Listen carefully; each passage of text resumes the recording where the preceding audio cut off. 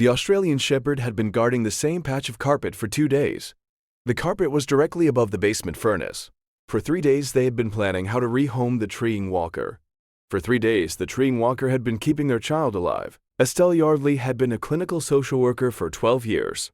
She had seen more than most parents ever would, and she trusted that. She had built her whole approach to motherhood around it. 14-month-old Roscoe had been crawling for 6 weeks. The carpet had been vacuumed that morning. The cabinets had child locks. Everything that needed to be put away had been put away. Everything they had thought to put away. Bishop was the 9-year-old treeing walker who had shared the house since before Roscoe existed. He had never shown anything but patience with her. The ear-grabbing, the shrieking, the lurching of a child learning to walk. He was the kind of dog people described as gentle to the point of being a little dull. Which is why what happened on the 3rd morning made no sense. The first time it happened, Bishop crossed the room faster than a walk. He lowered his head and pressed his nose directly into Roscoe's open, screaming mouth. Not aggression, no teeth, no sound, no raised hackles.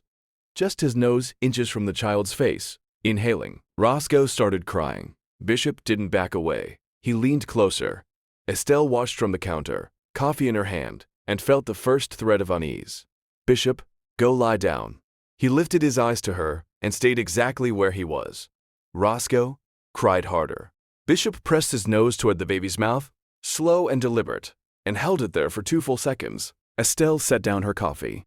In 12 years of clinical work, she had seen dogs upset children before. She had seen the pattern: stress behavior, resource guarding, overstimulation around a crying infant.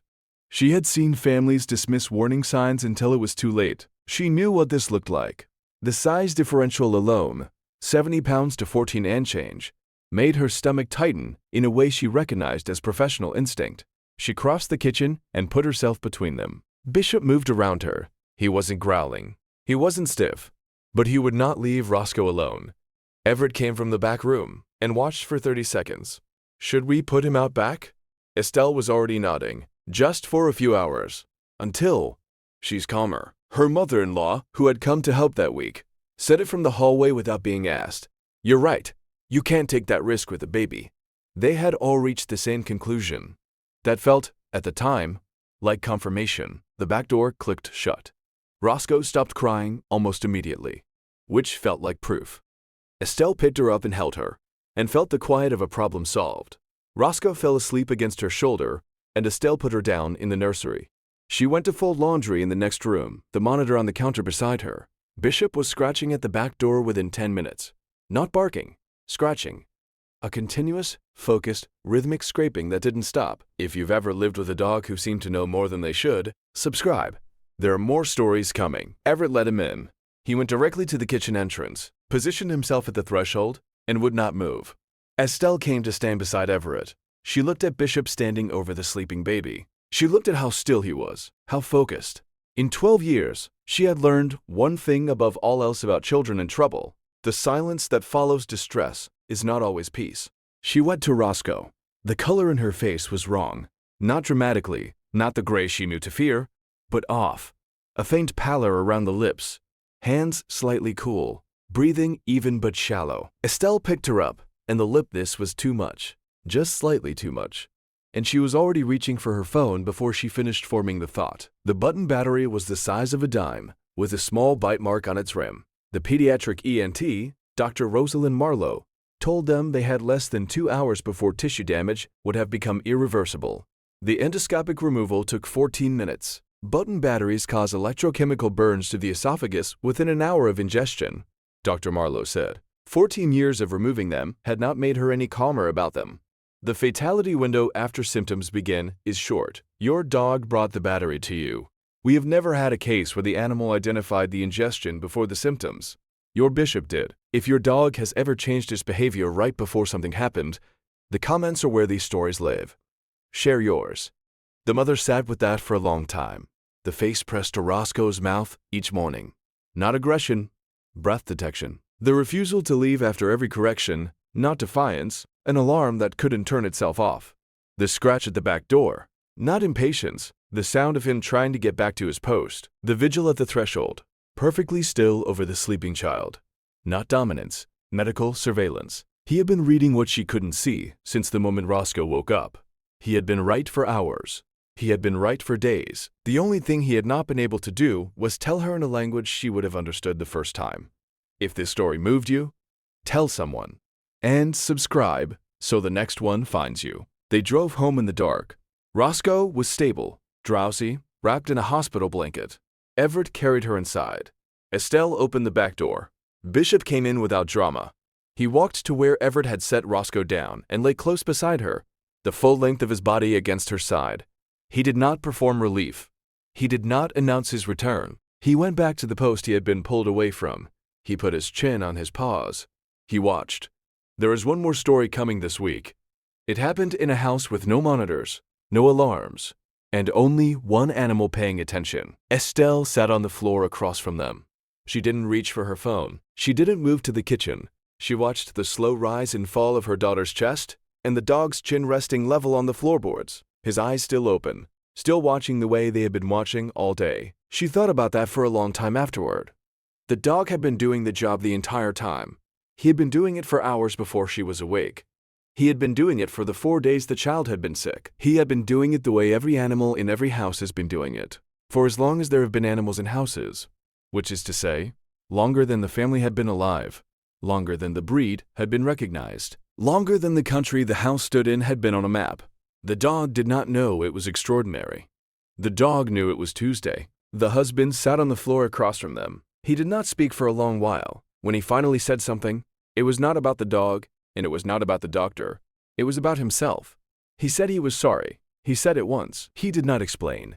The dog watched him with the kind of attention that has no human equivalent, the attention of an animal who has finished his job and is waiting to see if the humans understand what the job was. They did not, fully. They never would, but they understood enough to keep him in the house. They understood enough to never raise the question again. Later, when the child was old enough to ask questions about the photo on the refrigerator, the one of the dog asleep at the foot of the crib, the mother would tell a version of the story. She would leave out the worst parts. She would leave in the part about the dog. The child would learn the dog's name before her own. The child would learn what loyalty looked like before she learned what danger was. That order of learning matters more than any household in the country knows. The doctor's voice on the phone the next week was the same calm voice it had been at the hospital. The follow-up numbers were normal. The follow-up scans were clean. The medication was working. None of this would have mattered without those first 40 minutes. And the doctors said so, in the kind of plain language doctors say for the families they know will remember it. She said, "The dog gave you the time we needed. Time was the only thing we needed." The mother wrote that sentence down in her notebook and underlined it. The dog did not change after that. That was the part nobody expected. The family braced for a different animal, a more anxious one, a more attentive one, a hero version of the dog who would carry the story in his body. He did not. He went back to lying in the spot by the door he had always lain in. He went back to barking at the mail carrier the way he always had. He went back to leaving wet nose prints on the inside of the back window. He did not perform what he had done. He just kept doing it, which was the whole point. The fire marshal called 2 weeks later with a final report. The carbon monoxide reading had been at the level that produces unconsciousness within 90 minutes of sustained exposure. The repair on the furnace had cost less than $400. The family had a new detector installed the same day, hardwired, with a battery backup, with a smart home alert. They installed 3 of them. They did not feel safer. They felt, for the first time in their lives, that the only system in the house they fully trusted was the one with 4 legs and brown eyes, and a slight limp from an old injury. On a Saturday in November, the grandmother came to visit. She watched the dog and the child for a long time before she said anything. When she finally spoke, it was the kind of sentence old women say once, when they are sure. She said, "He has the eyes of a dog who has done his work."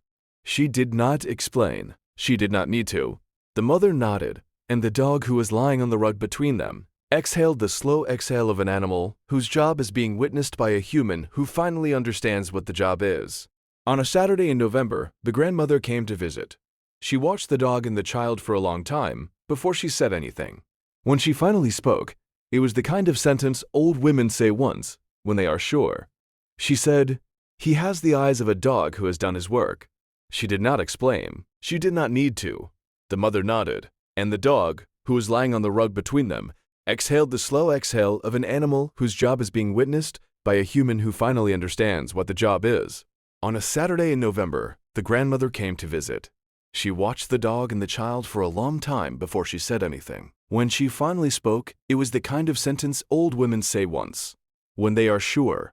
She said, "He has the eyes of a dog who has done his work." She did not explain. She did not need to. The mother nodded, and the dog who was lying on the rug between them exhaled the slow exhale of an animal whose job is being witnessed by a human who finally understands what the job is.